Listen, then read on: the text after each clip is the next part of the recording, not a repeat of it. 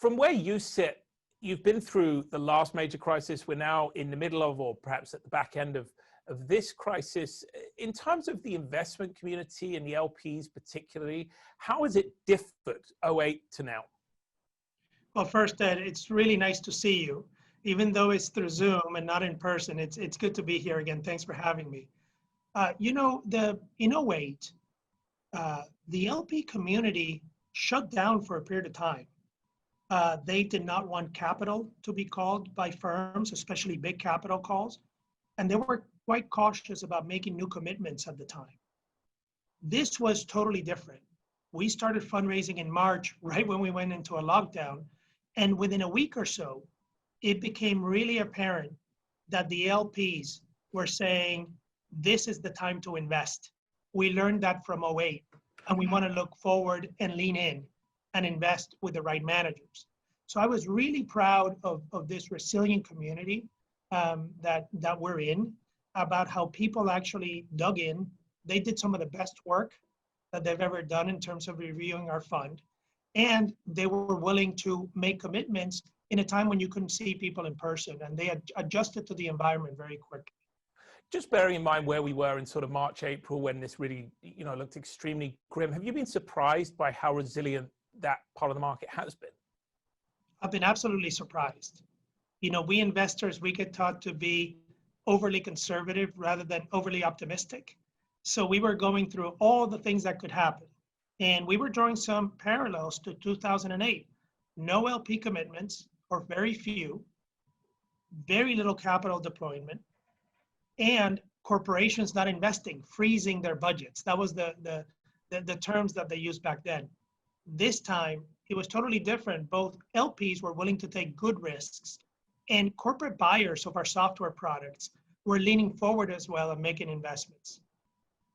One thing that is kind of interesting about this cycle is how much of the software market, a market where obviously you play significantly, how much that has heated up. There's significant interest there. Valuations are extraordinarily high. How does that impact a vehicle like Thoma Bravo when you're thinking about investing, and indeed when you're thinking about the return profiles of some of the investments you make? Well, see, this is a really good environment for Thoma Bravo. Because what happens is, with the scale that we have now, we can do the same thing that we've done over the past 20 years, but at scale. That gives us the opportunity to buy the #1 player in each market, the leader that is growing over 20% compounding every year. And the most important thing is, our strategy is an operational one. We're not in the business of buying high and trying to sell higher. That's a short-lived strategy. What we do is we try to partner with the best operators that are running these companies. We only work with existing management. And then we put a set of principles in place to take those companies to a level that they didn't think it was possible. What we're looking to do now is take $5 to $10 billion market cap companies, or valued companies, and get them to 30 or 50 very quickly. If you look at our recent deal, Ellie Mae, we bought that company for $3.7 billion. 18 months later, we sold it for $11 billion. And our peers and some people in the industry have asked us, how did that happen? It happened by building fundamental value.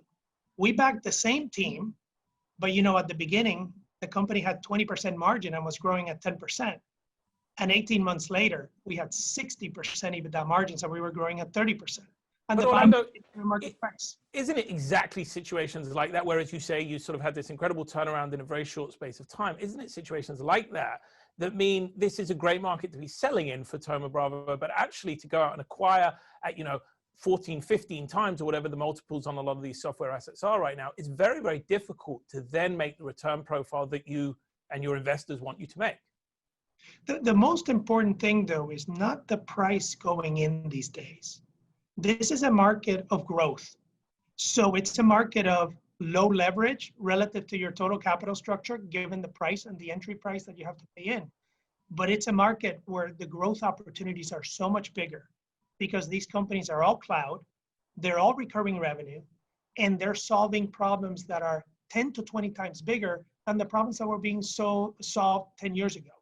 So when you get that right and you do what we call innovation done right from an operating standpoint, you can make a wonderful return in this market. Do you think the leverage aspect of private equity, and by that, of course, I mean the traditional private equity model of buying companies, putting on a lot of debt, and then sort of exiting them and having juiced returns, do you think that's going to be a thing of the past? Just bearing in mind, you know, what happened to a lot of those companies that were heavily indebted going into this crisis? You know, the leverage multiples have remained the same really since 2005, with the exception of the financial crisis. What has changed is the quality of the businesses, all recurring 80% margin in our space, the size of those companies, and the growth rate of those companies, which partly explains the valuation increase. Making money through leverage, particularly in tech buyouts and in software buyouts, is a thing of the past. Financial engineering is a thing of the past. The way to make money, and the way we've done it, is really through operations. And I ask you this pretty much every time we speak. Obviously, you have carved out a very, very good niche for yourself as Thoma Bravo in this sort of, you know, software as a service, cloud computing space. Are you looking at other areas just because you do have, you know, such firepower now? Your ability to raise money seems very strong. I think your last fund sort of over $15 billion. It seems like there's a big market out there to explore. Where are you looking? We have always looked at other areas, and for the last 20 years, we come to the same answer every year. Enterprise software for us is the best. And actually, during the pandemic, we looked back and said that's one of the best decisions we made, because these were the most resilient companies through that cycle. And what have you seen from customers? Because you talked a long time before this pandemic about the fact that, you know, these were not optional purchases for customers, cloud software. This was something businesses actually needed to run. The pandemic, I suppose, has been a test case for that, because companies have cut back expenditure where they can. How has that played out across your portfolio companies? You know, that's a really interesting question.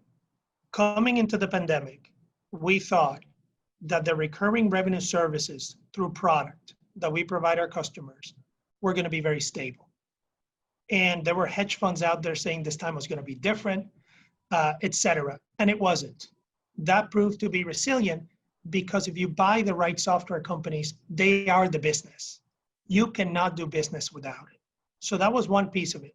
Where we were positively surprised is that corporate customers leaned in and realized that they needed to increase the speed at in which they changed their workflows, digitizing the way they do business across their supply chain, across their employees.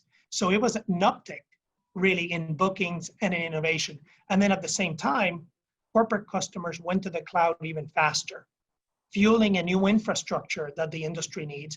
And at the same time, they thought, if we're doing this, we really need to protect that infrastructure that's so critical to our business, therefore fueling even more investments in cybersecurity.